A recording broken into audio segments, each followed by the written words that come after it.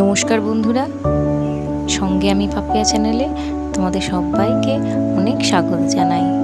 আশা করি সকলেই ভালো আছো, আমিও ভালো আছি।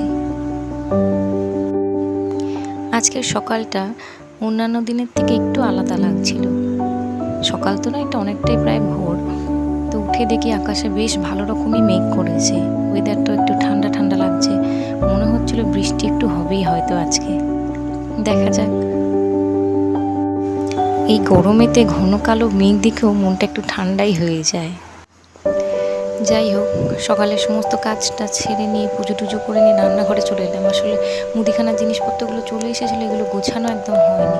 এগুলোকে গুছিয়ে ঠিকঠাক করে না রাখতে পারলে হাতের কাছে ঠিক করে পাওয়াও যাবে না, আর রান্না করার সময়তেও খুব অসুবিধা হয়ে যায়। সমস্ত জিনিসগুলোকে তার নিজের ঠিকঠাক জায়গায় না রাখতে পারলে কিন্তু খুব সত্যি অসুবিধা হয়। তার মধ্যে যতটা পারি গুছিয়ে রাখার চেষ্টা করি মাত্র। হ্যাঁ, চেষ্টাটুকুই করি, কারণ আমি একদিক দিয়ে গুছাই আর একদিক দিয়ে আমার ছোট যে দুষ্টু ছেলেটা রয়েছে সমস্ত কিছু ঘেঁটে দেয়।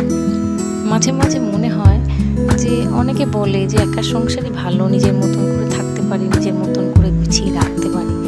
কিন্তু আমার যেন কোথাও মনে হয় সত্যি যদি আমার মাথার উপর কেউ থাকতো না, খুব ভালো হতো।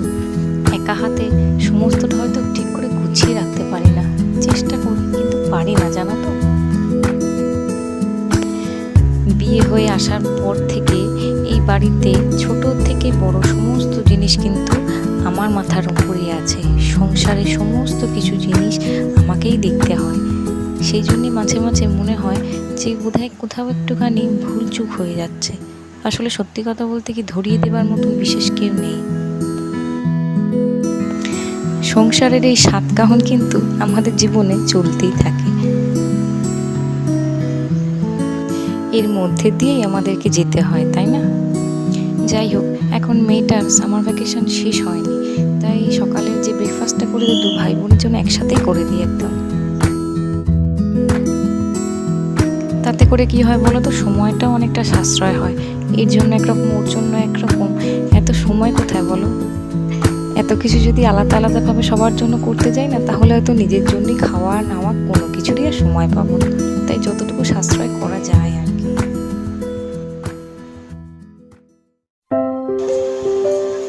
সকালে ওদের দু ভাই বোনের ব্রেকফাস্টটা একেবারেই কুকারেই বসিয়ে দিলাম, ভালো সেদ্ধও হবে আর ছেলেটা ভালো করে খেতে পারবে।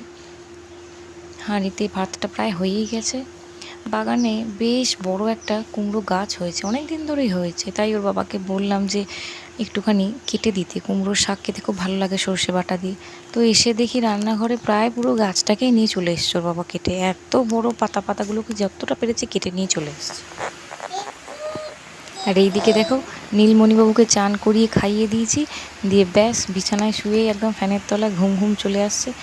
গাড়ি নিয়ে নিজেই খেলছে, খেলতে খেলতে যদি ঘুমিয়ে যায় তো ভালো, নাহলে ব্যাস সারাটা দিন সারাটা দুপুর একদম ও দিদির সাথে হই হই করে কাটিয়ে দেবে।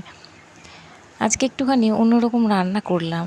অন্যরকম বলতে প্রতিদিনই তো একই সেই ঝিঙে দিয়ে আলু দিয়ে মাছের ঝোল ছাড়া আর কিছু হয় না, আর না হলে ঝিঙে দিয়ে আলু দিয়ে পোস্ত, এই তো ঝিঙের রান্না। তাই ভাবলাম আজকে ঝিঙেটাকে একটুখানি অন্যরকম করে রান্না করব। মানে নিজেই একটু এক্সপেরিমেন্ট করলাম। তো খাওয়ার পর দেখলাম যে খুব ভালো হয়েছে খেতে, জানো তো। তোমরাও ট্রাই করে দেখতে পারো বাড়িতে, খুব সুন্দর লাগলো খেতে। মানে গরম ভাতে এই পদটা দিয়ে খেলে কিন্তু অনেকটাই ভাত অনায়াসেই তোমার খাওয়া হয়ে যাবে। বাড়ির ছেলেমেয়েরাও কিন্তু টেরই পাবে না যে কি রান্না হলো।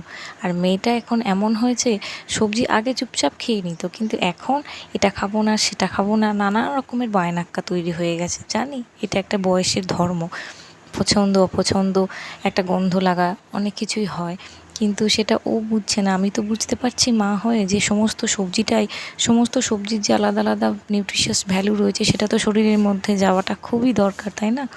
তো সেই জন্য আজকে ঝিঙেটাকে একটুখানি অন্যরকম করেই করলাম। তো ও কিন্তু বুঝতে পারলো না, ও কেন, বাড়ির কোনো সদস্যই বুঝতে পারলো না যে এটা কী আসলে, যতক্ষণ না আমি বলে দিলাম। তো বেশ ভালো লাগলো খেতে আজকে এই পদটা। কিছু কিছু সময় দেখবে একই রকম একঘেয়ে সেই ঘষা মাজা রান্নার বাইরে যদি একটুখানি আলাদা করি না, বেশ নিজেরও খুব ভালো লাগে।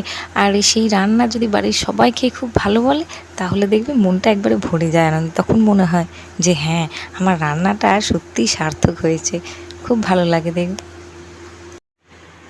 আগে ভাবতাম যে রান্না সে আর এমন কি কঠিন কাজ, সে তো সবাই পারে।